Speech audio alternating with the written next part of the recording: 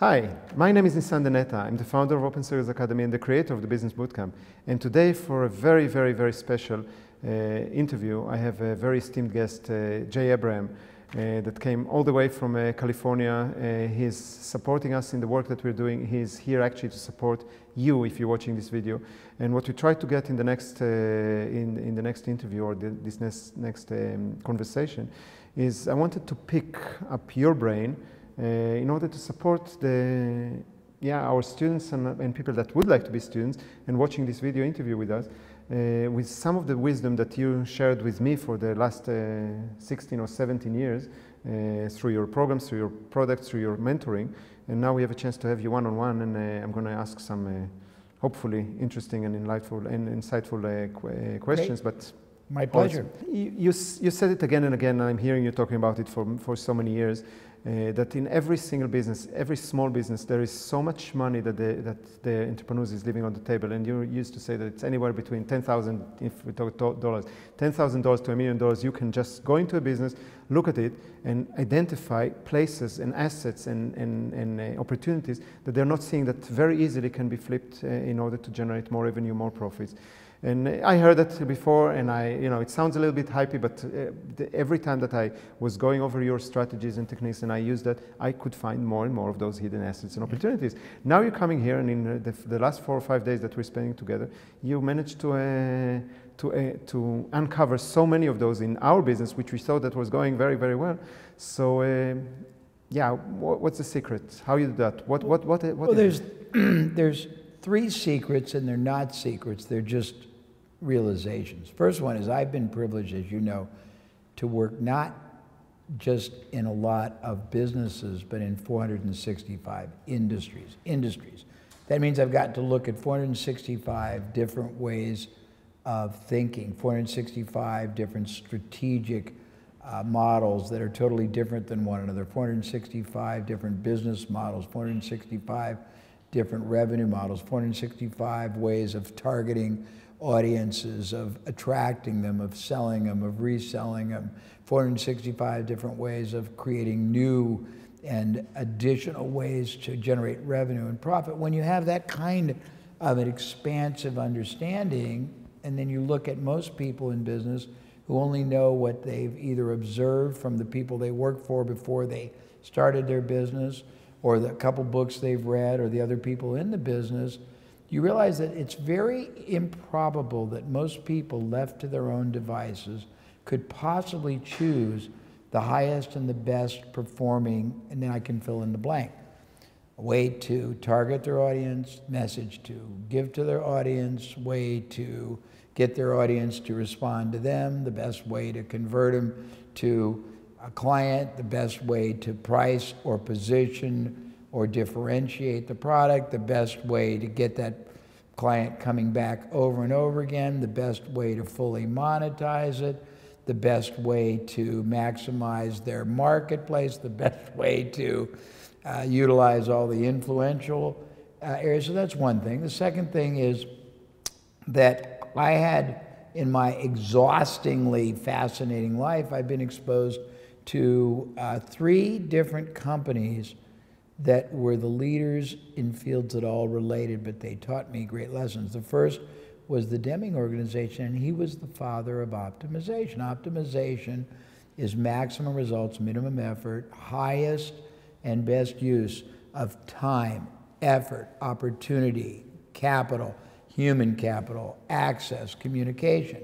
But he taught you couldn't really optimize, you couldn't get maximum results if you didn't first have a broader understanding of what was possible. Because if you say, I'm going to do it this way, because that's the only way you know, and there are 25 or 50 or 100 higher, better, safer, more predictable, higher performing alternatives, but you don't know them, it's a tragedy to see you waste all the time on this when something else could be that. Now, Deming also taught that in a typical situation, there might be 10 to 30 what you call impact or leverage points, different points, each one of which could be identified and improved. For example, how you position yourself is a leverage point.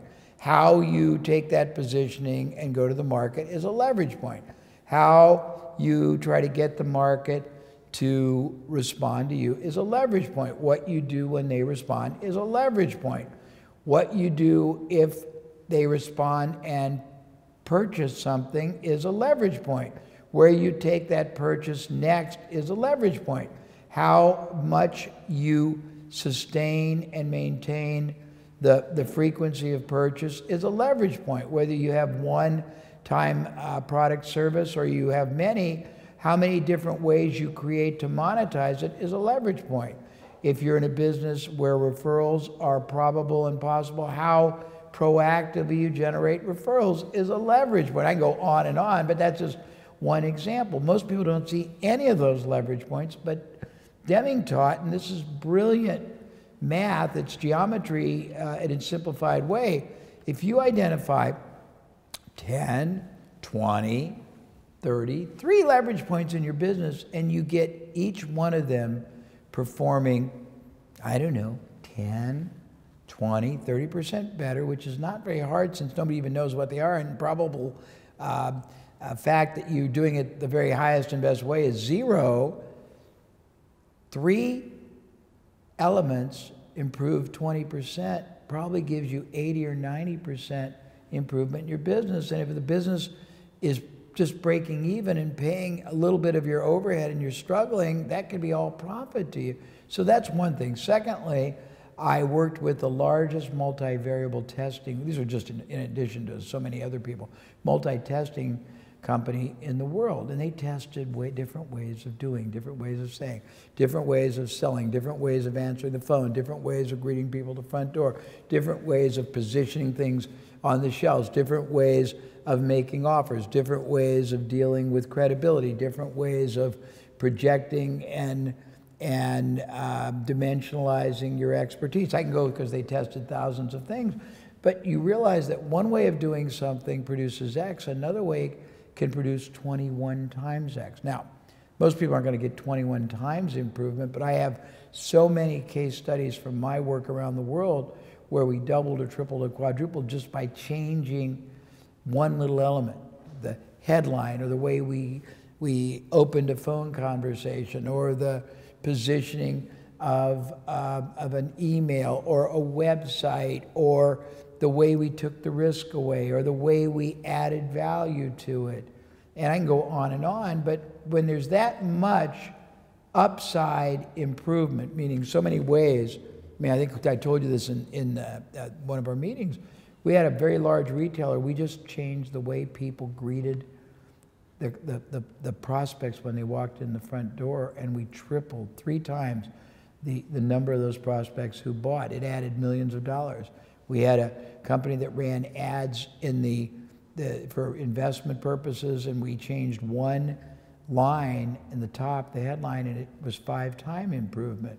We've changed subject lines, and not just one thing. I'm just talking about a throwaway, because I deal in strategy, I deal in changing business model, I deal in repositioning people, I deal in all these different things. You have reduced it down to its foundational PowerPoints, the things that are the most important, but we've looked at lots and lots and lots and lots and lots of entrepreneurial businesses, and I would say conservatively 98% of them are stuck or stalled or stagnant or suffocating. I like the S's, and don't even know it. And it could be that they're stuck or stalled with being tactical and not strategic. They could be stuck or stalled with a business model that doesn't work. They could be stuck or stalled with marketing that's ineffectual and they don't know it. They can be stuck or stalled with costs eating up profits and not knowing how to shift. There's so many ways to do it and they don't know. They could be stuck being marginalized by the market because they have unknowingly allowed themselves to be a commodity. I mean, there's so many ways, but I'm just giving you a few, and that's just a handful of things. But I mean, I've been privileged to not only do 465 industries, I've helped 300 prominent, iconic experts, and none of them came to me for help with their methodology. They had great methodology. They came from me to command maximum respect amongst everybody else. If you were selling, if you were training people on sales, if you were selling expertise, if you were selling consulting, if you were selling training, if you were selling services, you wanted to be able to be seen as the preeminent, the only choice, and they didn't know how to do it, and we had to create. And you do a lot of work with your audiences in those very same elements, but you've done a very wonderful job of demystifying it, simplifying it, and then integrating it so it's a very powerful integrative system. I like that a lot. And then when we talk about these people that we're actually working with, those are usually smaller entrepreneurs, those are usually smaller companies, and they say, well, optimization and systemization and testing, that's either expensive or time consuming. They don't have, I mean, they're having all those heads on their heads to do all these things. If you could break it down to two or three or four, whatever it is, if you would look in, you go into a consultant practice, one-person show, or a small IT company, what would be the first thing that you would look around in order to find out and say, hey guys, there is here a fortune that you're just leaving on the table? Sure. The first thing we always look at, we break when I do private work for somebody, you break it into two parts. And the first part is maximizing what they're already doing, and the second part is multiplying the ways they do it, or improving the ways they do it. First thing is whatever they're doing, which we may think is crazy, they're doing and it's theoretically bringing in, but we try to look at the performance of what they're doing. We don't even question. If they're knocking on doors and that's the way they built their business, we try to teach them how to make the doors they knock on the best qualified, the message they say the most impactful, the proposition they make the most irresistible, and the services they offer the most profitable. If they're getting people visiting their website, we try to get the visitors to, to convert the best. We don't do anything different until we first see what the heck they're doing. If they do emails out, we try to make the emails produce greater results. If they do little free seminars, we try to make the proposition better and the content better so it'll convert people to clients. If they just do word of mouth, we don't let them do passive word of mouth. We teach them strategic referral generating systemization. But I mean, that's the first thing we do then. And we do that because it multiplies everything they're doing by it's really easy. Whatever they're doing, if you improve it, even if it's the dumbest thing to be doing, and I don't mean that disrespectfully, you can still double or triple the yield, the results, the profit, the revenue, and then we take that additional revenue and we slowly and safely start developing higher and better alternatives to either replace that, so they get a lot more performance for the effort, a lot more profit for the opportunity, a lot more result for the activity, and we add additional ways of reaching the market. But it's very simple. I mean, it may sound sophisticated, but you just do the first step first, and when it works, it produces both validation and enthusiasm and profit, and then you do the next, and the next, and the next. We also try to find within every business what I'll call the windfall opportunity. Every business has one, maybe multiple windfalls they're just sitting on. Maybe they have a bunch of prospects they never converted and they just didn't know how, and you go right back and either make the same offer now or a lower offer, or a higher offer, a different offer, and make, depends on the size of the business, as you said, $10,000, $1 million. They have clients that they served and they have nothing else to offer them, and they don't realize there's a multitude of ways they can still monetize them for services they can create, partnerships they can do. Maybe they have relationships with a buying market and they're only selling one thing, and we can show them how to represent other things and make more money from the things they don't sell. I mean, it goes on and on and on and on and on and on. But it's all very simple, but very powerful and surprisingly predictable. Yeah, well, the main thing that I see whenever our students coming, the first thing that I see is that even if they do get clients, those clients are being served and that's it. So those clients are not going usually into any kind of a mailing list. There's no way of following them up. There's no way of inviting them for a second time. They usually don't have a back-end product, so they have only one type of product. Those are places that I find very easy to show people how to do it. And that leads me to the part that you're always teaching, is that it takes exactly the same effort, time, money, to create something that works well than, you know, to create something that works badly. So you're usually giving the example of, you know, of an ad that, you know, you spend the same amount of time, money, and effort to create a good ad than that converts, you know, well, and a bad ad.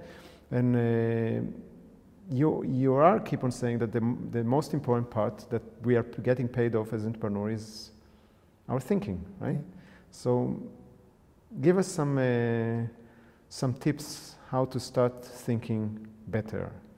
There's a lot of ways, but I'll give you the simplest, easiest way, and that is, well, I'll start by using the reference, and I think I used it today or yesterday with some people in one of our meetings, is everybody watching this has traveled somewhere, whether you travel outside of Amsterdam, outside of Netherlands, outside of Europe, outside of well, I guess you can't, you know, other continents, but whenever you travel, it broadens your mind. You see different ways of doing, different clothes, different climates, different foods, different geography, topography, morality, religion, architecture. You got to be willing to travel outside of your comfort zone. Your comfort zone could mean three things. The industry you're in, because everybody does the same thing the same way, and there's very little chance of finding breakthroughs in what you're doing. If you look at all great breakthroughs that have occurred in life, not all, but most of them, they came from outside the industry. Telecommunications, fiber optics did not come from telecommunications, it came from aerospace. Rogaine for hair didn't come for working on hair, it came for working on pimples. Viagra came from work on heart medicine. The roll-on deodorant came from the ballpoint pen. So the breakthroughs don't come internally. You got to be able to stretch yourself and look outside your comfort zone, and that means outside what you observe everyone else doing the same way, the same attitude in your industry, to look for totally different ways to reach your market, to impact your market, to access your market, to monetize your market, and that comes from thinking differently. Thinking differently requires you to step outside, and this is going to be very difficult. It requires a sober reality. You've got to look and project ahead and say, okay, is the effort I'm taking, is the approach I'm making, is the strategy I'm following, and very honestly, Nisandeh, it's probably not a strategy, it's tactics, or the tactics I'm using. If I keep doing that, maybe I do a lot more of that, is it going to get me anywhere better meaningfully? Is my business trending up? Is it that way? Is it that? Because if it's not growing at the level it should, and if you don't even know what it should, then that's a challenge to your thinking. You got to approach it differently. Thinking about your business starts with, we've identified lots of, I deal in the world of upside leverage.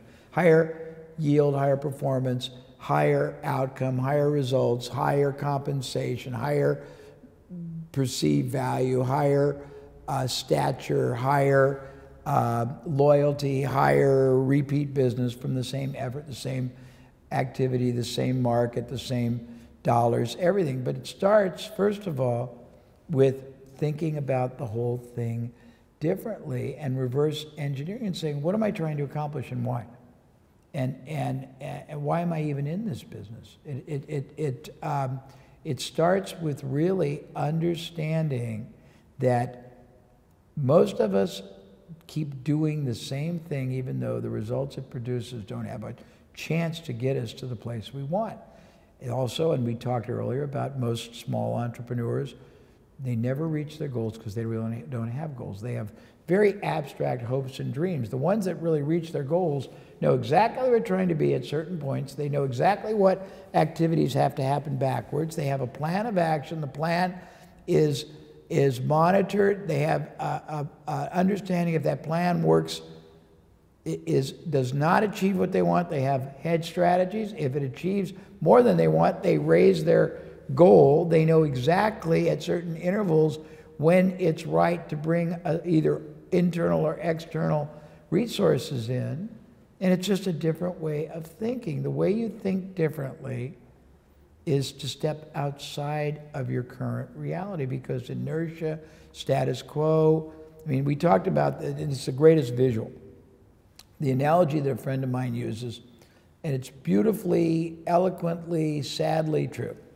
The average entrepreneur, small, medium, solo, or with a staff of 10 or under, stress, competition, living more payroll to payroll or paycheck to paycheck or fee to fee or project to project or engagement to engagement, however they correlate it. It's the stress, the pressure, the episodic and intermittent and unreliable nature of it all, and the fact that it's basically consumed with all you have to do and all the cost.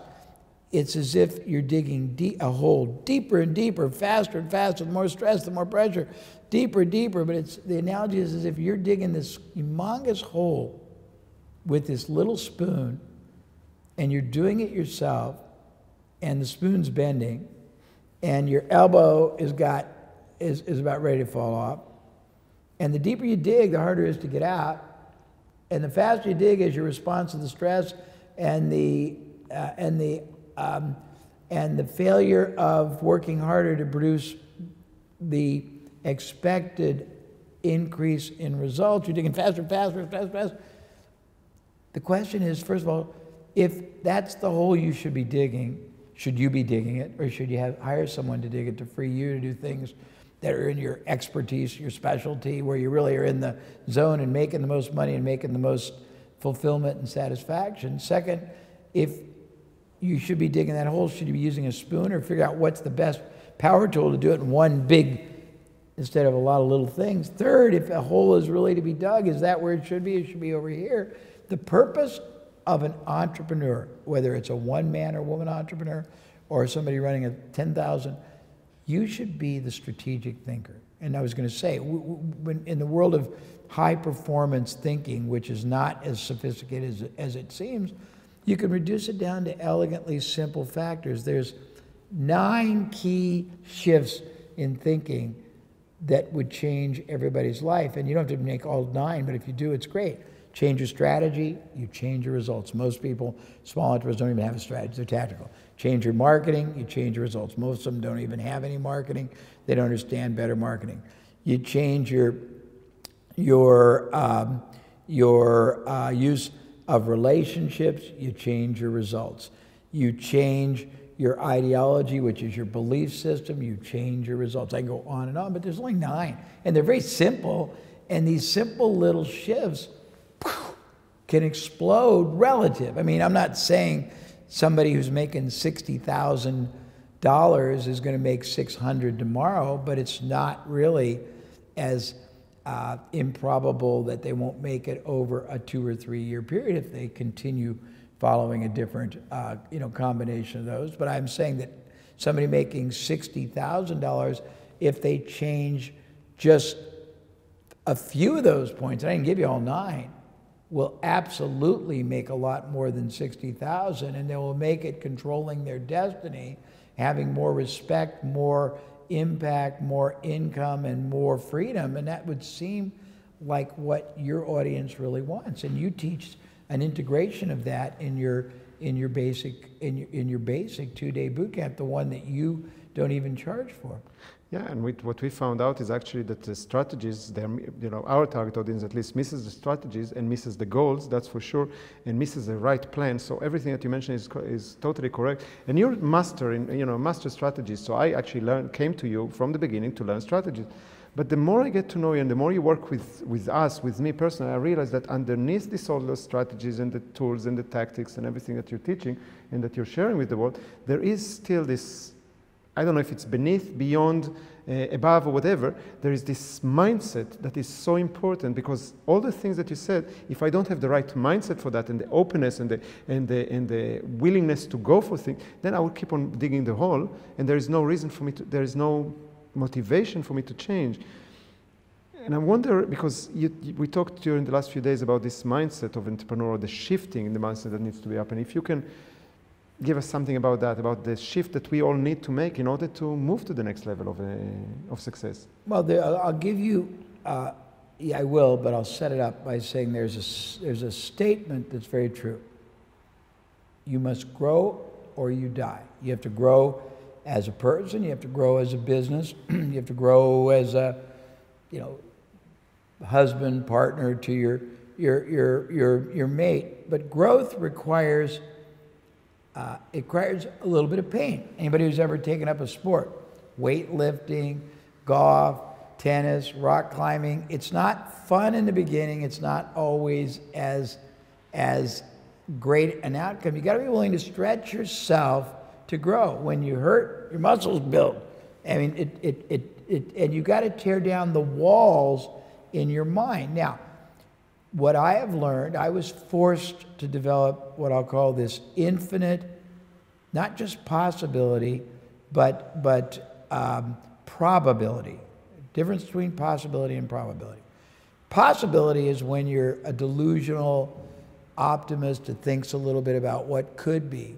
Probability is when you've seen validation over and over and over again about how these shift in thinkings produce different results. I've been privileged. When you look at 465 industries, not businesses, you see that you don't have to do it this way. You can do it this way and this way and this way and this way and this way. And this might be the least productive, the most expensive, the most time-consuming, the most ineffective. This might be 10 times easier. This one might be 20 times more powerful. There's no law that says you can't take part of that, use them together and maybe something from here and replace that. But you can't do any of that if you're not aware of alternative possibilities.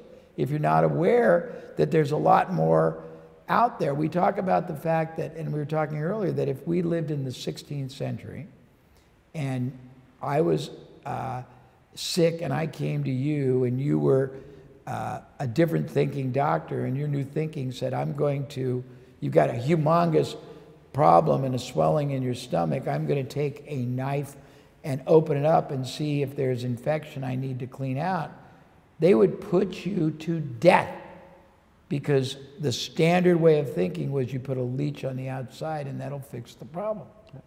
So, I mean,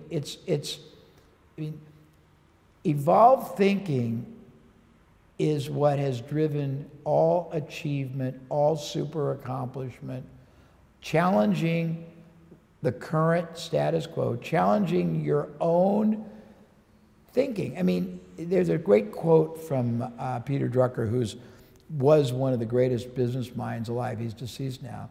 And he said, if you aren't committed to making your current thinking and your current business and your current approach obsolete, you can make certain your competitor is committed to doing it to you and for you, so you might as well do it to yourself first.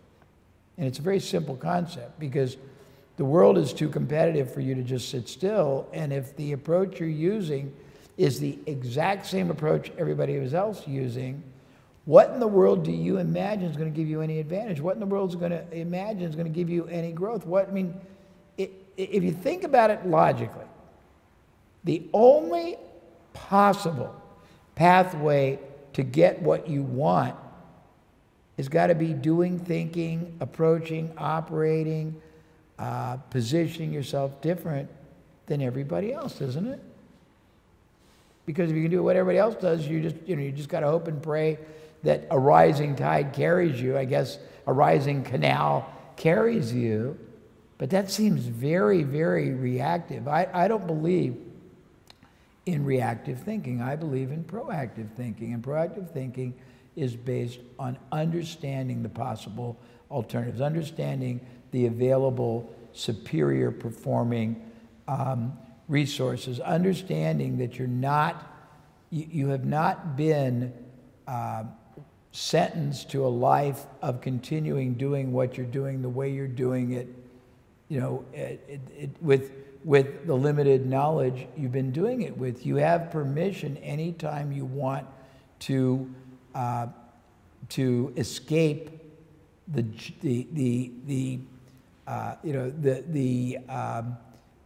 jail you have sentenced yourself to, and it's all you. It's not the world. You can free yourself, unlock the door, let the demons out. I mean, there's so many better, easier, more powerful, profitable ways to operate the rest of your entrepreneurial life that it's tragic to accept a fraction of a fraction of a fraction. And we talk about it. Most small, medium entrepreneurs limit and restrict and impede the number of clients they could be generating, size of the sales they could be getting, the degree of trusted, bonded, long-term connection they could be creating, the repeat business they could be getting, all the other additional sources of revenue they could be generating from the relationship.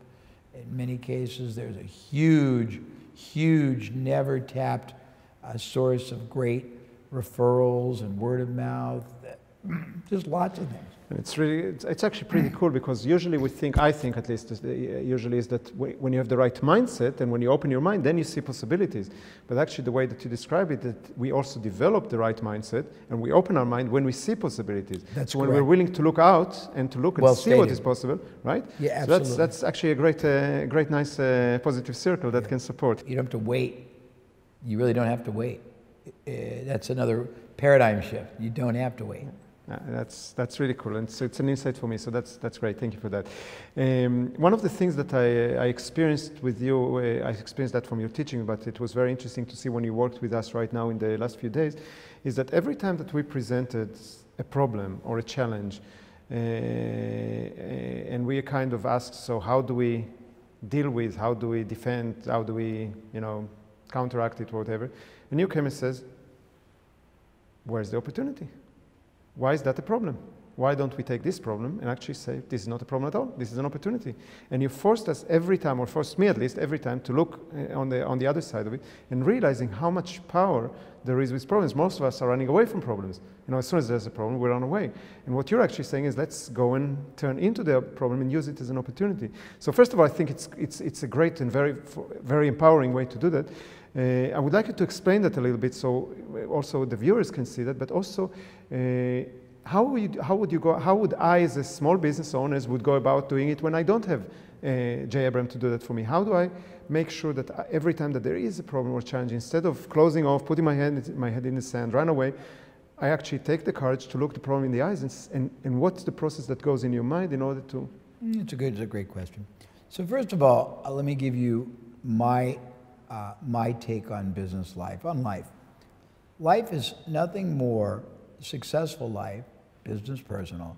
It's about solving problems and making opportunities possible for others. That's the first part. The second is, so you're rewarded in life, and you're much more rewarded in business for the number of problems you solve for others and yourself, and the number of opportunities you make possible for others and yourself. You're rewarded in direct proportion to the quality, quantity, and consistency of value you create for others, but you have to know what others' definition of value means, because what you think is value to them, they may not agree with. So that's the first part of the question.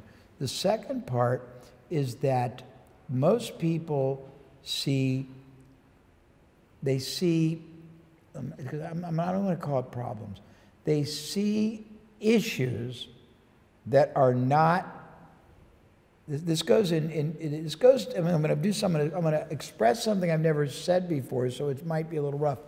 But if you think about conventional thinking, linear thinking, and nonlinear thinking, because really the key to breakthroughs is being able to look at something unconventionally, look at something nonlinear, not necessarily creative. By the way, unconventional thinking may be the most pragmatic thinking. Unconventional thinking may be the most critical and logical thinking, because the assumption, and it's a delusion most of the time, and it's an incorrect fallacy, is that conventional thinking is the highest and best and most productive thinking. Honest to goodness, I don't have time on this to show you, but it's not. So that stated, let's take this question about a problem. I'm not sure that should even be called a problem. If your circumstances are out of alignment with conventional thinking, you feel that's bad. Mm-hmm. I don't think it's bad. I think it's an opportunity. It just has to be articulated conceptualized and contextualized. Let me give you, I'm being too abstract. So you're a one-person business, and you're competing against somebody who's got 25 people. And you're saying, oh, I've got a disadvantage because it's just I. Well, if that's the delusion you want to have, then fine. But you could go to the person and say, I am a boutique operator. I do everything myself, so I have to pick and choose the clients, but you're getting the owner. You're getting the person whose reputation's on the line every day. My competitors are very impressive people. The heads I really like, except most of them now are in the office, not a negative, but they might be the people you deal with to close the deal, but they're not going to be the people you're going to get servicing you. With me, I don't even know if we'll be right for each other. I only can take 10. I've got 8. I won't take 11. I mean, you can change the whole dynamic from a negative to a positive. I'm just sort of plucking an example out of. That's great. But I mean, there's a million of them. But it's an attitude. I mean, I told you that I have been profoundly impacted by the martial arts called Aikido. Aikido. Yeah. It's nothing more than using the force of the enemy against the enemy. And in this case, it's using the force of, and I don't want to call it the problem because I don't really think it's a problem. I think it's the perception that because you're out of alignment with convention, that's a problem. Yeah. That isn't really a problem, is it? I think it's a great opportunity. Why would you want to be in alignment with convention? Because then you're nothing but a commodity that is lost in the in the sea of there's nothing there. I think the perception of problems means that you're poised for such incredible growth. If you think you have a marketing problem, selling problem, a positioning problem, an income generating problem, it means you have all these huge opportunities. You just haven't really properly perceived and what's the word I want to use? Well, contextualize it. I mean, it's not. I don't think it's a problem. I just think you've been seduced and fed the pablum and the perception of society saying everything has to be conventional. Your thinking has to be conventional. Yeah, but I totally agree with you. And people in my office and my team and my family and everything, they know that nothing is a problem and nothing is impossible. And I totally agree with you. But I do hear that from our students again and again. Oh, but you don't understand. I have a problem. I have a problem of cash flow. I have a problem of I don't have enough clients. I have a problem that that the bank is on my now. For example, when people come to me and says, well, I have a problem of cash flow. And then what I teach them, one of the methods we teach is make sure that you're getting, or no, they say, I cannot get finance today. Now it's a crisis, I cannot get finance, the bank is not willing to loan me money, my family is not willing to loan me. And I says, fine, but you have the best people in the world that would love to loan you money if you just go to them, and that's your client, for example. So we're talking about client financing. But I can see how many times this is actually blocking people, this thinking that they have a problem and not being able to shift that and to ask themselves. So let me give you a more concrete response then to the question. I understand. So, okay, let's accept for this part of the discussion, even though I don't accept it, that problems are real, okay? So if you think you have a problem, the first thing is you have a problem based on your limited experience and thinking about what solution options you have. So if you have a very limited scope of understanding and you only see one way to solve the problem, you don't see that you could tomorrow change your revenue generating or your client, have them lend you money or buying in advance or prepaying, but that's only one. I mean, the greatest lesson I have, and I'll just use it one time for this, I've told it to you, but one time I was in China and the guy said, we have a problem, we can't grow because the bank won't lend us any money. And my response was, if it did lend you money, how would you use it? And they said, well, we're a motorcycle manufacturer, we would go to Asia somewhere else and build a plant and hire salespeople and get distributors and get retailers selling our motorcycles in 5 or 10 other Asian countries. I said, well, why do you need the money for that? Just find somebody who's got a bigger problem than you do, but for whom you are the solution. I said, find somebody who's got a plant they're not using fully. Somebody's already got salesmen and distributing something similar, not competitive, that you can just put your product right through it. And that was the conversation. And a year later, I came back, and he was there, and he was laughing and smiling. He came to the mic and said, I did what you said. I make motorcycles. I went to Malaysia. I found a lawnmower manufacturer. They had a huge plant. They were only one shift. They had the whole second shift not being used. All I had to do was produce the dies, the things they produce with, go there and teach the team. They hired the team. They already had salespeople. They had lawnmower dealers in 8 countries. We both made $10 million in the first year with almost no investment. But the point I'm making is there's always somebody out there. If you want them to advance your money, sure.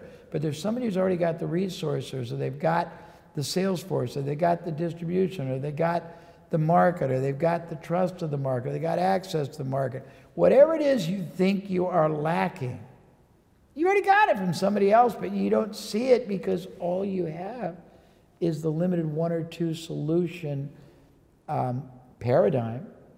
And if you only know, we were laughing earlier, and I told you this wonderful statement. If you have 93 ways to say no to me, and I have 100 ways to get you to say yes, who's going to win?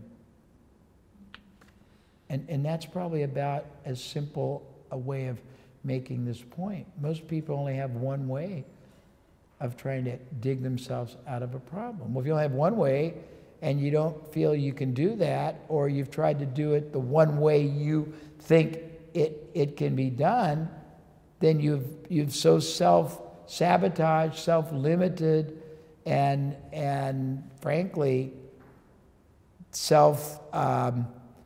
sentenced yourself to a life of mediocrity in your profession. It's tragic. But there may be 100 better ways to do it, and there may be 150 ways within those 100 of trying to do it. But if you don't know any of them, then the bank wants this. You don't have cash flow, and you believe your own. It's all here. It has nothing to do with what's probable, not possible, but probable out here once you understand what's available. Yeah, I agree. It's not that I have a problem. No, okay. But it was wonderful. I think it was wonderful. One of those perceptions, and one of those things that I find that limiting a lot the people that we're working with. I mean, there is more, but this is something that I found that is that I have to work sometimes hard to communicate. That would be great to hear it from you. Is that our people are mostly fell in love long time ago, like I at the beginning fell in love with their business, or mainly with their product. They're so in love with that, they came with the expertise or with the knowledge, and they think that this is the right thing for everyone in the right way. And it's hard for them to see that there is somebody else at the other side that needs to accept it. And they're wondering why am I not successful? I have this wonderful product, but nobody wants to buy it. And what we're trying to teach them from the beginning is, hey, there is somebody else there, and if it's a hobby, that's okay. But if it's a business, your center of your business is not you, but it's your client. And you're always teaching this wonderful metaphor of, instead of falling in love in your business, you need to fall in love with your client. And I think that would be great to. Sure, I'll give you a quick. So over my long career, I have discovered the very powerful fuel that propels and hurdles people to much higher levels of achievement, success, impact, and performance. And one of many of them, and probably the most important, is shifting from a strategy of mediocrity or a strategy of trying to be just successful to what I call the strategy of being preeminent. Preeminent is it's an integrative mindset and a belief system and a way of thinking and doing business and relating. And the easiest way to explain it is you want to be seen as the most trusted advisor for life to the market.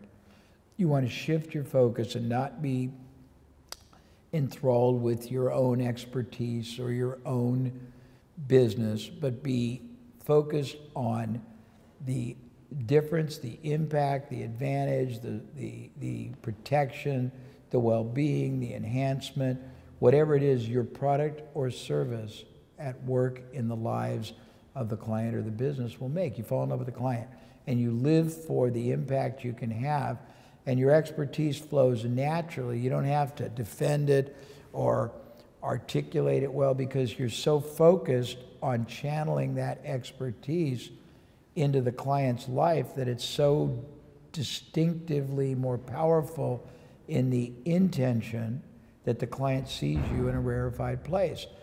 There's a lot more to preeminence, but it's a whole integrative belief system. But basically, it's being willing to really advise the client. It's not letting the client buy less than they should, in less combination than they should, in less quality or quantity than they should, in less frequency than they should. It's also not letting them buy something they shouldn't buy. It's being willing to not just make money for making money. It's being responsible enough to take the role of advisor seriously. We talk about customer and we talk about client. If you want to be the most trusted advisor, the most horrible thing you can ever do is think of the people you deal with as customers. And the reason is very simple. Again, we were talking earlier, we use a dictionary in the United States called Webster's. You may use a different one, but if you look at our dictionary and you look up the word customer, now before I say that, we're in a world, I can't absolutely attest the Netherlands, but everywhere else in the world that I go, there is fierce competition. There is brutal competitors. There's markets of consumers, whether they're business to business or just consumers, who are so well educated that they are all working sort of as a convergent force to marginalize you as a provider. They don't want you to be any different. They don't want you to be any superior. They want you to be somebody they can hammer down and cut the price. And if you call them a customer, you are submitting and you are committing the worst mistake of your life. Because a customer, if you look it up, is somebody who buys a commodity. So you're saying, yes, I'm a commodity you can buy. If you look up client, it is somebody under the care, the protection, the well-being of another. So it conveys a much higher relationship, responsibility, and connectivity. There's a lot more to this, but when you start thinking differently and acting differently and interacting differently, and it goes many, many different levels, but your impact changes, your posture changes, the perception the market has of you. It's rather wonderful. There's you and then there's everybody else. And if that's not what you want, if you want you to be like everybody else and judged against everybody else and no different than everybody else and no more special than anybody else and worth no more than anybody else and not worth choosing any different than anybody else, then you shouldn't even consider being preeminent. Right. I think this is profound. If we're bringing all these concepts that we just discussed right now, and I find it really profound that we start, that the small entrepreneurs that we're working with, which start thinking differently, which this is what we're trying to get them in the business bootcamp, to start thinking differently, see the options, see the possibilities, and how can you take it further. What would be maybe the 1 or 2 or 3 questions that I'm as a small entrepreneur that wants to change, wants to grow, what should I ask myself today? And spend some time thinking about it, because this is something that we discussed, both you and me are doing. We just take some time to reflect, and what I found out is that most of the people that I'm working with never take that time to reflect. They just, swim. They never put their head above the water to see where am I swimming. So with what question or couple of questions would you direct them into, okay, this is time to reflect, think. Well, there are a couple in order of to grow. The most startling and stunning, not necessarily happily stunning, but it will stun you, is if I keep doing what I'm doing, the way I'm doing it, where I'm doing it, how I'm doing it, and for whom I'm doing it, where will I be in, and you can fill it out, 5 years, 10 years. Will this get me my goal? do I really have a precise goal? Is that goal concrete, and do I know all the steps I need to take? For example, somebody will say, oh, I want to make $1 million. And I'll say, well, what are you making right now?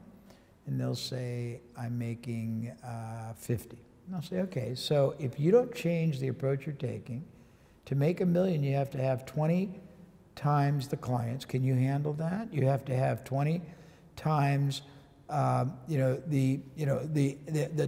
time. Can you handle that? You have to have, and then we'll explore, first of all, the impracticality of the abstract goal, and then we'll say, do you know any other way that you could get that $1 million? What do I mean? Well, if you have 30 clients right now, what if you could sell 15 of them another service for $50,000? What if you could, and they don't think about that. So I'd want to think about that. Then I'd want to think about what you're doing, why you're doing it, how you're doing it, where you're doing it, and how it's doing.